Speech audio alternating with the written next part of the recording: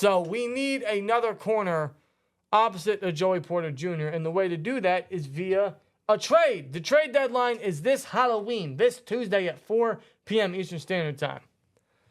Con, if you want to go trick-or-treating, if you want to give Steelers fans a king-size candy bar for our trick-or-treat bags, you would please do us a favor and get rid of Wallace and please, for the love of God, trade for a corner because we need it.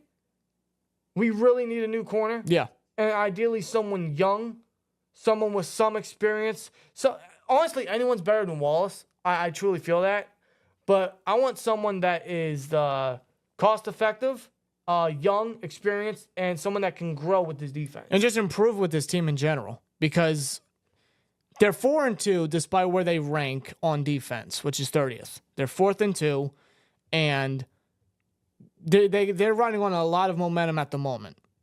And you can't stick with what you got with the record that you have right now and the momentum that you're hanging on to at the moment. You can't. So you're going to have to improve, no doubt about it. That's a move is absolutely necessary in order to keep that momentum going and in order to improve your secondary, improve your defensive ranking, so you don't have to constantly rely on the pass rush and DJ Watt. And Alex Highsmith. But one of the biggest issues with our defense is our secondary. That's why it's so bad.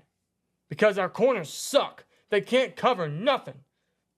I bet you if they were to try to wrap themselves in a blanket tonight, the blanket is on the floor. They can't cover nothing. That's the big reason why our defense sucks, is because of our corners, our secondary. The only bright spot of our secondary this season is JPJ. I'd like to put Minka up there, but he's playing linebacker all year. They're putting him in the box. They're having him on safety blitz. They're playing him around, yeah. They're not letting him be Minka. It's not even helping our corners. You have Minka up top to help out the corner, and they're not even doing that. No, they're not. They're not. The only bright spot of this secondary this year is JPJ because he is very good in coverage. Easily our best coverage guy. I know he needs some help on tackling. That'll come with time. But as a coverage guy, easily our best. Easily our best. And he needs to keep playing, and Wallace needs to get out of here. Cut him, bench him, preferably trade him. He's a veteran. We can get some trade value out of him. Maybe we want to trade him in the possible trade we get a corner. Now, whether the Steelers make any trades during the deadline, I'm going to be 1,000% real with you. I doubt they do. I doubt it. I would like to think to kind of counter that. I would like to think that they would do so because Khan is obviously been more aggressive than Colbert ever was. Yeah. You know, he's not afraid to make a move. He's not afraid to find a way to improve this team, to get a guy a part of this franchise. Well, the reason I say I doubt it is because they trust a lot of their roster. Yeah, and they do. You're right. People will throw out the idea, hey, maybe we should trade Mason Cole. Maybe we should trade this and that. Well, they're not going to do that because, first of all, having another center under your second-year quarterback is not good for his development, not good for that chemistry, and they trust Cole. So the only reasonable position that Steelers could trade for is a corner. Maybe a safety, because we could use another strong safety. Neo and KZ are okay, but they're rentals. They're not going to be here forever.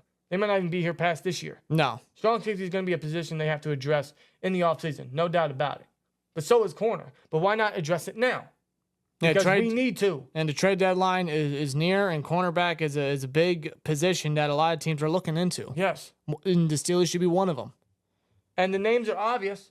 Now, I don't know if any of these guys get dealt, but they are on the trade block, and depending on what offer Khan and company want to throw at these teams, it would definitely be a huge improvement and would help our corner position opposite of JPJ. As you guys know, the most popular names are Patrick Surtain of the Broncos, former first-round pick, PS2. He's a stud. Yeah. Absolute stud. Former Bama DB. You know, I mean, he'd be tremendous. He's an up-and-rising corner. Very good at man coverage. Physical. I think he'd be a perfect trade candidate. The only problem is he's going to be costly. Very costly. Because the Broncos have traded the entire organization for Russell Wilson and Sean Payton, which has failed. So to get anything back, they're going to want a lot for their players. Yeah. One of the guys is going to be Patrick Surtain. They're going to want at least a first out of him, unless somehow Khan wants to finesse the Broncos front office, then Please do. Yeah. Somehow, some way, please do. You want to throw in Wallace? Why not? You want to throw in a second this year? I would do so. A first is a bit of a stretch for me. No, I personally, I wouldn't do a first. No. A second at most. Yeah. I think that'd be more affordable, but a first, absolutely not. No, but that's what they're going to want out of Surtain. Of course. You know, Denver bet the bank on 2 individuals. Exactly, which is, again, led to no success. So, again, unless they want to throw some luxury in there, Patrick Surtain would be a home run, an absolute home run. I would love Surtain and JPJ. Yeah, PS2 and JPJ outside. That'd be perfect. That'd be great. If I'm correct, Surtain has 1 more year left in his rookie contract because he was drafted in 2021, I believe. Yeah. So he should have 1 more year in his rookie contract. Was his 5th year option picked up? I don't think That would be it a mistake was. if it wasn't. Or maybe I'm not sure if it was. I'm not sure. I have no idea. No, wouldn't that have to be picked up this year? You mean next year? Technically, yeah, next year. Yeah, next year. Yeah, that would have to be picked up next year. So that hasn't happened yet. Well, then that's our way of retaining him for additional years before we could get a potential contract extension with him. So, yeah, he has 1 more year plus a 5th year option. Yeah. So we could even entertain that, which I would absolutely do that just to ensure we have him for another year or so, and then possibly get a contract extension done when that time comes, if he proves himself, which he should, because him and JPJ would be a hell of a duo. Not only that, but you know, it's a Steeler thing. You know, they like the bloodlines and everything. Pat Surtain's obviously the son of legendary Pat Surtain Sr. So Absolutely. You know, And Surtain is so young. Very young. He came in the league very young. He's already so experienced. He's already went up against some of the best in the league. So he has that to him. And of course, Surtain has that 1st round pedigree the Steelers adore. So I mean, yeah, just imagine that. Imagine that. Not trying to get you guys' hopes up, but imagine that. The kids of Pat Surtain and Joey Porter were getting the juniors. We would literally have the juniors at cornerback. Wow, that is insane. We would have the juniors at quarterback. That's something that I would not pass up on. Bro, that would be beautiful. I'm not going to lie. That'd be interesting. That'd be really cool. But another name we got to throw out there. Now, I know there have been contract talks between him and the Bears about a potential extension, but things could change. Yeah, you never know when it comes to the NFL. And we don't know how close the talks are. We don't know how close that deal is coming. Jaylon Johnson would be another home run. That would be another tremendous trade. It would be less cost effective for the Steelers, and it's still someone that's young, went up against some of the best in the league, very experienced, and very good at man coverage, man. He is an excellent cover guy. He's not someone that's going to create a lot of turnovers, but he is such a shutdown corner. He is locked down, literally. He has that lockdown potential. He's already living up to it. Mm-hmm. He's one of the bright spots of that Bears team, which is not living up to what they've invested in. No. Jaylon Johnson is a true lockdown guy. And the Bears would be idiotic to get rid of him, but if they can't come to an agreement. It'd be idiotic, but it's such a Bears thing to do because when it comes to the Bears, they never keep around their talent. Even if it's some of the best talent in the league, they never keep it around. They never sign a long term. And that's just their reputation. They got rid of Roquan Smith, what was it, last year to the Ravens? Yeah. Years back. Khalil Mack, right? I mean, Eddie Goldman, there was there was another defensive player, I can't remember.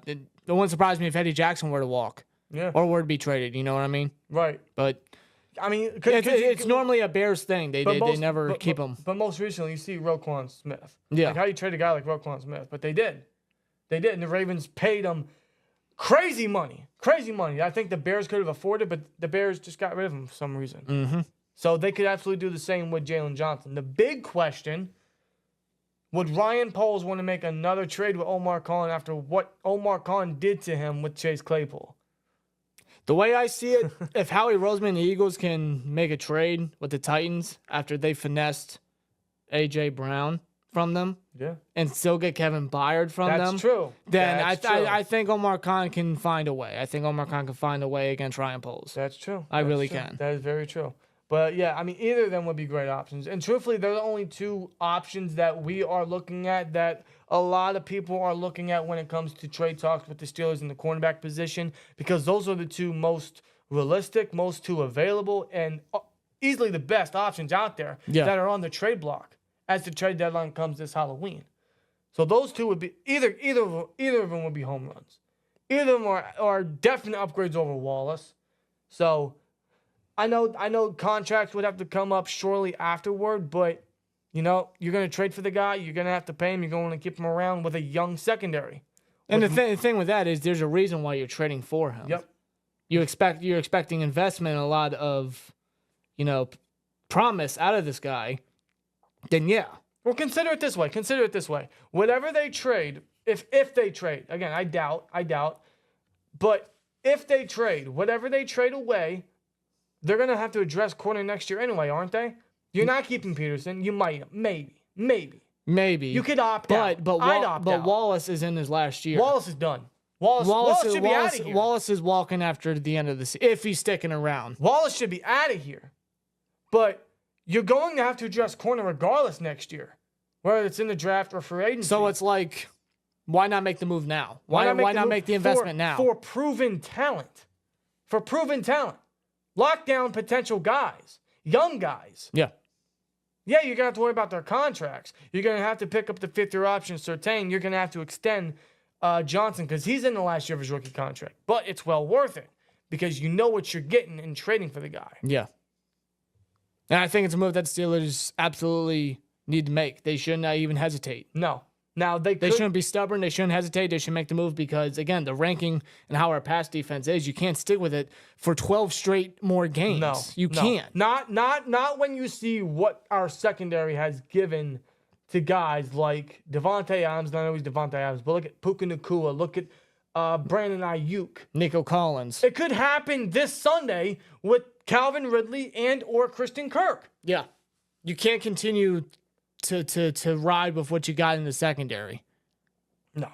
Not the rest of the way. No, you can't. Even if you were to play JPJ more, you still got Patrick Peterson outside. He's or not Wallace enough. Outside. No. Both of them cannot handle outside reps anymore. No, you're telling the Steelers aren't stupid. The Steelers are foolish, but they're not stupid. They watch the film all the time, every day. That's their job. Yeah. They see these guys suck. They see these guys getting blown up week after week. You're telling me they're going to stick with this? Why? And if you want to, it'll be blasphemous for them to stick with them. If you want to solidify cornerback for the rest of the way, you trade for Surtain or Johnson. You get rid of Wallace. You have JPJ start finally. You trade the corner you traded for, and you got Pat Pete in the slot.